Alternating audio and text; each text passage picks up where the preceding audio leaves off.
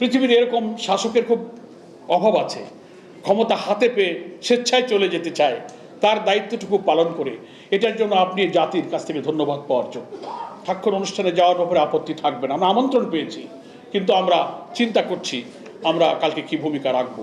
জুলাই জাতীয় সনদ, এটার অনেক আইনি ভিত্তির পথ পন্থা নিয়ে ঐক্যমত্য কমিশনের সব পলিটিক্যাল পার্টি স্টেক হোল্ডাররা মতামত দিয়েছিলেন।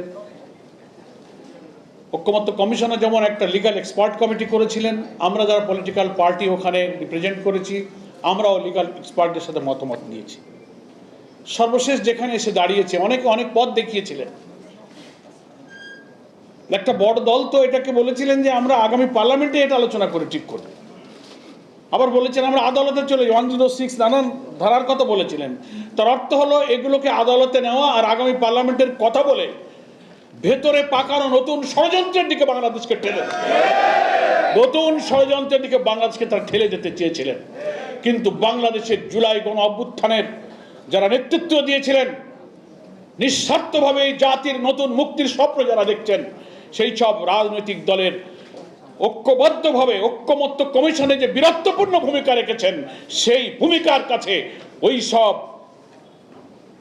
বড় দল দাবিদারদেরকে আত্মসমর্পণ করতে হয়েছে। তারা যা বলেছেন সব কথা তারা গ্রহণ করেননি। সেজন্য আমি ধন্যবাদ জানাই প্রায় 30-31টি দলের মধ্যে 25-26টি রাজনৈতিক দল প্রায় প্রত্যেকটি ব্যাপারে তারা ঐক্যমত্য কমিশনে একমত হয়ে ভূমিকা রেখেছেন।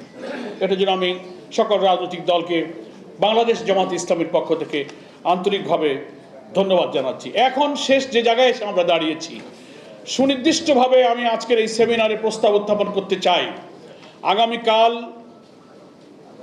জুলাই চার্টার যে সাইনিং সেরিমনির আয়োজন করা হয়েছে, দাওয়াত দেওয়া হয়েছে, আমরা ভেবেছি আমাদের প্রয়োজনীয় যে সমস্ত সমস্যা এখনো নিষ্পত্তি হয়নি, তার যে প্রচেষ্টা অব্যাহত আছে, সেগুলো আলোচনার ভিত্তিতে সমাধানের কোনো সুযোগ যদি আমরা দেখি, আমরা আমাদের এই স্বাক্ষর অনুষ্ঠানে যাওয়ার ব্যাপারে আপত্তি থাকবে না। আমরা আমন্ত্রণ পেয়েছি, কিন্তু আমরা চিন্তা করছি আমরা কালকে কি ভূমিকা রাখব।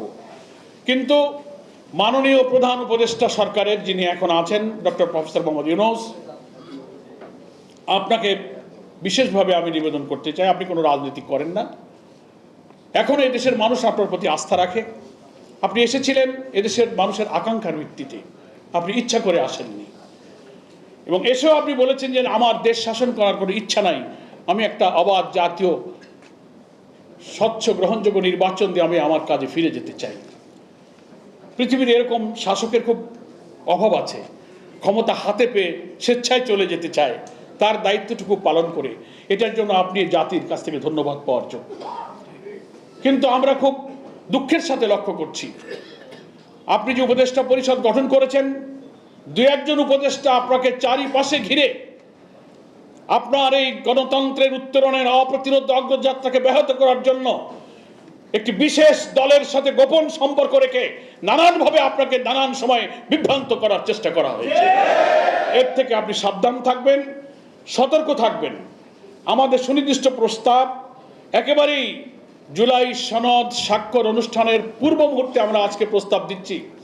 এই জাতির অধিকাংশ জনগণ, অধিকাংশ ভোটার পিআর পদ্ধতির পক্ষে, বিভিন্ন সার্ভেতে সেটা এসেছে। আমরা গণভোটেরও দাবি করেছি। একটা রাজনৈতিক দল, আমার অনেক আগের আলোচকরা বলেছেন ওনারা পিআর বোঝেন না, খায় না, মাথায় দেয়, নানান কথা বলে তুচ্ছ-তাচ্ছিল্য করেছেন। আমি শ্রদ্ধার সাথে বলি, বাংলাদেশের গুরুত্বপূর্ণ পলিটিক্যাল পার্টির রাজনৈতিক যে কোনো প্রস্তাবকে সমালোচনা করার অধিকার সব দলের আছে, কিন্তু তার ভাষা হতে হবে মার্জিত, তার ভাষা হতে হবে শোভন। এই ধরনের তুচ্ছ-তাচ্ছিল্য করে সমালোচনা করাটা কোনো রাজনৈতিক ব্যক্তিত্বের সাথে মানায় না।